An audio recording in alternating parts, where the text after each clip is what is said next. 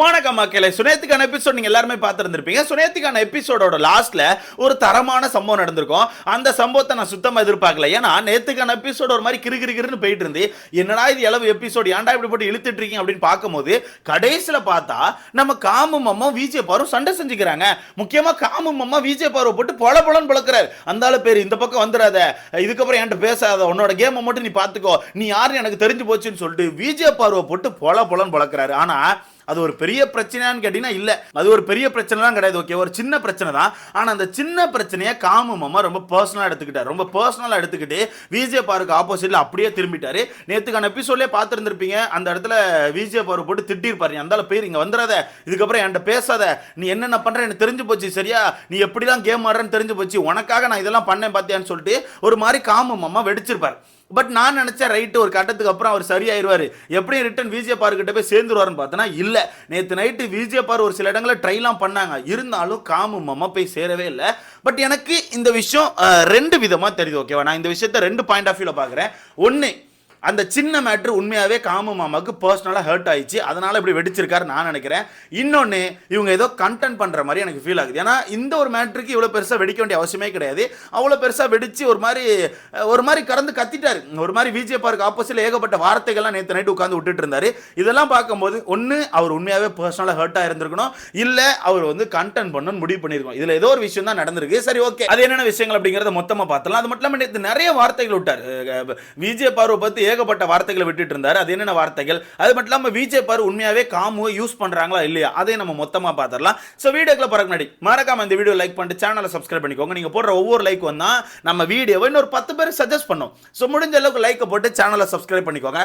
Subscribe பண்ணிப்பே நம்புறேன். சரி, okay, நேத்து அந்த சண்டை ஆரம்பிச்சது ஒரு சின்ன கீ மேட்டர்ல ப்ரோ. ஓகேவா, இப்போ கிச்சன் டீம்ல நம்ம விஜய் பார்வதி இருக்காங்க அப்படிங்கிற நமக்கு எல்லாருக்குமே தெரிஞ்ச விஷயம். அப்போ விஜய் பார்வதி தான் அங்க நின்று தோசையை சுட்டுட்டு இருக்காங்க. அப்போ உள்ள வந்த காமு மாமா என்ன பண்றாருன்னா, கிச்சனுக்குள்ள போயிட்டு கீ எடுத்துட்டு அவர் பாட்டு போயிட்டார். அப்போ அவர் என்ன நினைச்சிட்டாருன்னா, சரி ஓகே, பார்வதி தானே நிற்கிறா, நம்மளை எதுவும் பெருசாக கண்டுக்க மாட்டா, நம்ம கொஞ்சோண்டு கீ எடுப்போம்னு சொல்லிட்டு தோசைக்கு கொஞ்சோண்டு கீ எடுத்துட்டு போயிட்டார். ஆனால் அதை பார்வதி என்ன பண்ணிட்டாங்கன்னா, டக்குன்னு பார்த்துட்டு, என்ன காமு, என்ன கீ எடுக்கிற, என்ன இது நல்ல பழக்கம் இல்லையா, இது என்ன கேட்காம எடுத்துட்டு போறேன்னு சொல்லிட்டு டக்குன்னு இந்த இடத்துல கத்திட்டாங்க. எல்லாருமே சுற்றி உட்காந்துருக்காங்க. அப்போ எல்லாருமே டக்குன்னு காமுவை பார்த்துட்டு, என்ன காமு கீ எடுத்தீங்க, கீயே கம்மியாக தான் இருக்கு, ஏன் யாரை கேட்டு எடுத்தீங்க, அப்படிலாம் எடுக்கக்கூடாதுன்னு சொல்லிட்டு எல்லாருமே டக்குன்னு சொல்ல ஆரம்பிச்சிட்டாங்க. அந்த மனுஷனுக்கு ஒரு மாதிரி ஹர்ட் ஆயிடுச்சு. என்ன ஒரு சின்ன கீ மேட்ரு தானே, சொத்தோல எடுத்தேன், அதுக்கே இப்படி பண்றீங்கன்னு சொல்லிட்டு அந்த மனுஷன் ஹர்ட் ஆயிட்டு சாப்பாடு சாப்பிடல, தோசையெல்லாம் சாப்பிடாம அந்த இடத்த விட்டு வெளியே போயிட்டார். வெளியே போய் அரோராட்ட உட்காந்து ஒரு சில விஷயங்கள் சொல்லிட்டு இருக்காரு. அவ ரொம்ப ஓவரா பண்றா, இப்போ நான் கொஞ்சோண்டு கீ எடுத்த தப்புனா என்கிட்ட தனியாக வந்து பேச வேண்டியதானே, என்ன அந்த இடத்துல கத்துறா, ரொம்ப ஓவரா பண்றா, வேணுக்குன்னே பண்றா, கண்டென்ட் பண்ண ட்ரை பண்றா, இப்போ நான் வந்து நாமினேஷன்ல இல்லை அப்படிங்கிறது அவளுக்கு பிடிக்கல, அதனால வந்து என்ன ஏதாவது பண்ணிக்கிட்டே இருக்கணும், என்னோட பேர் வந்து ரிட்டன் கெடுக்க ட்ரை பண்றா, அவ சரியில்லைன்னு சொல்லிட்டு காமு மாமா ஃபர்ஸ்ட் ஃபீல் பண்ணி தான் பேசினார். அப்போ விஜய் பார்வதி வந்து எப்பவும் போல வந்து எப்படி மயக்கிடலான்னு சொல்லிட்டு வந்து, இல்லடா நான் அப்படி சொல்லி பேசலடா, நான் சும்மா தான் பேசினடான்னு சொல்லிட்டு ஒரு மாதிரி குழஞ்சு பேச ட்ரை பண்றாங்க. பட் காமு மாமா ரொம்ப ஸ்டப்பனா இருக்காப்ல. அந்த இடத்துல காமு மாமா ஒரு செகண்ட் கூட இறங்கல. காமு மாமா ஒரே வார்த்தை தான், நீ உன் கேம் ஆடுமா, நீ யாருன்னு தெரிஞ்சு போச்சு, சரியா, சும்மா அந்த சீனை என்கிட்ட வந்து போட்டுட்டு இருக்காத, சொத்தோட கீ எடுத்துக்க முன்னாடி அந்த கத்துற, அங்க சுத்தி இருக்க எல்லாருமே என்கிட்ட கேள்வி கேட்கறாங்க, அவ்வளோ பெரிய ஆளாயிட்டியா, நீ கிளம்பு, இதுக்கப்புறம் என்கிட்ட பேசாதன்னு சொல்லிட்டு காமு மாமா வெடிக்கிறார். அந்த இடத்துல விஜய் பார்வதி என்ன நினைக்கிறாங்கன்னா, சரி ஓகே, 10 நிமிஷத்துல சரியாயிருவான்னு சொல்லிட்டு, சரிடா நீ டைம் எடுத்துக்கோன்னு சொல்லிட்டு பேசிட்டு போறாங்க. பட் காமு மாமாக்கு டைம் எடுக்க விஜய் பார்வதி மேல கோவம் தான் அதிகமாகுது.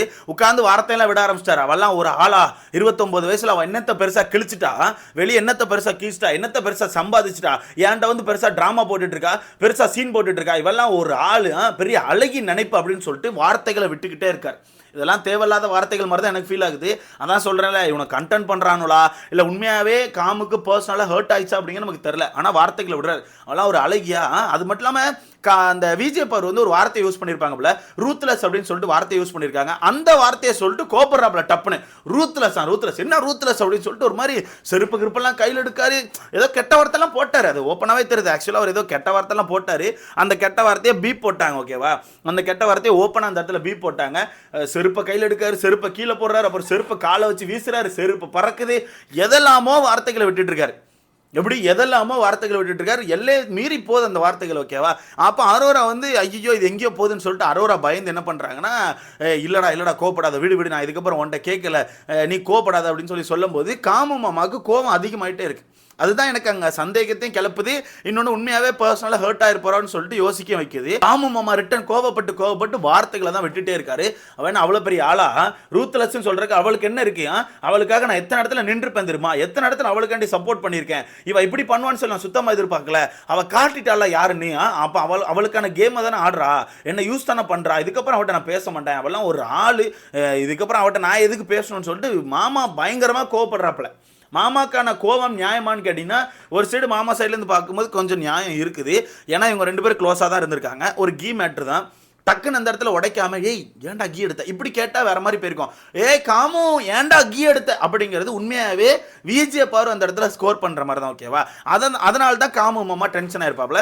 டென்ஷனாக இந்த இடத்துல ஒரு மாதிரி வெடிச்சிருப்பாப்ல. இதில் உண்மையாகவே விஜே பாரு காமோ யூஸ் பண்ணுறாங்களான்னு கேட்டிங்கன்னா என்ன பொறுத்தவரைக்கு உண்மையாகவே யூஸ் பண்ணுறாங்க ப்ரோ. என்ன பொறுத்தவரைக்கு உண்மையாகவே விஜே பாரு காமு மாமாவையும் திவாகரையும் பயங்கரமாக யூஸ் பண்ணுறாங்க.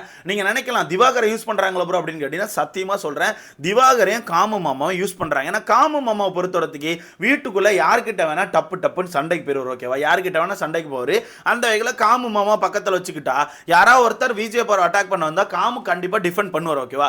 அதனாலேயே காமு பக்கத்தில் வச்சிருக்காங்க. இது நம்ம அவர் பேர் என்ன கலையரசன் கூட ஒரு இன்டர்வியூல உடைச்சிருப்பாரு நினைக்கிறேன். விஜே பாரு சொல்லிட்டே தான் கனெக்ட் ஆயிருக்காங்க ப்ரோ. அது ஆக்சுவலாக கலையரசன் எங்கேயோ சொல்லியிருப்பாங்கன்னு நினைக்கிறேன். ஏன்னா முதல் 2 வாரங்கள் கலையரசன், விஜே பாரு, திவாகர் இந்த 3 பேர் தான் க்ளோஸாக இருந்தாங்க. அது உங்களுக்கே தெரியும். ஓகேவா? அதில் ஒரு கட்டத்தில் யாருக்கிட்ட வினோத் கிட்டே பிரவீன் கிட்டே எல்லாம் ஒரு கட்டத்தில் ரெஸ்ட் ரூம்ல வச்சு சொல்லியிருப்பாங்க. காமு வந்து ஒரு மாதிரி இப்படி வந்தான், பாரு அப்படின்னு சொல்லிட்டு நான் ஒரு மாதிரி குனிஞ்சு போயிட்டேன். அவன் ஒரு மாதிரி என்கிட்ட ட்ரை பண்றான், பயங்கரமா ட்ரை பண்றான், நல்லா மாட்ட மாட்டேன்னு சொல்லிட்டு ஒரு இடத்துல வாய் விட்டுருப்பாங்க. நல்லா யோசிச்சு பாருங்க, உங்களுக்கு தெரியும். ரெஸ்ட் ரூம்ல வச்சு பேசியிருப்பாங்க.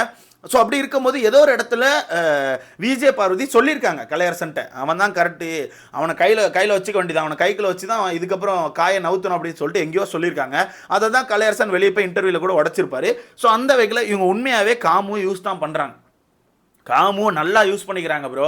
பக்காவா இந்த வீட்டுக்குள்ளே எப்படி சர்வே ஆகலாம் அப்படிங்கிற விஷயத்துக்காக அவனை எடுத்து போட்டு பக்காவா இந்த வீட்டுக்குள்ள சர்வே ஆகிறதுக்காக காமு மாமா யூஸ் பண்ணுறாங்க.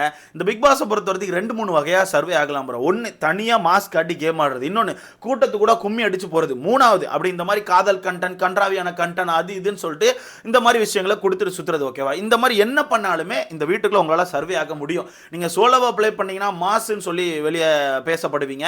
கூட்டத்தோட கூட்டமாக இருந்தீங்கன்னா மக்கள் மத்தியில் கண்ணுக்கே படாமல் அப்படியே சர்வே ஆகி வருவீங்க.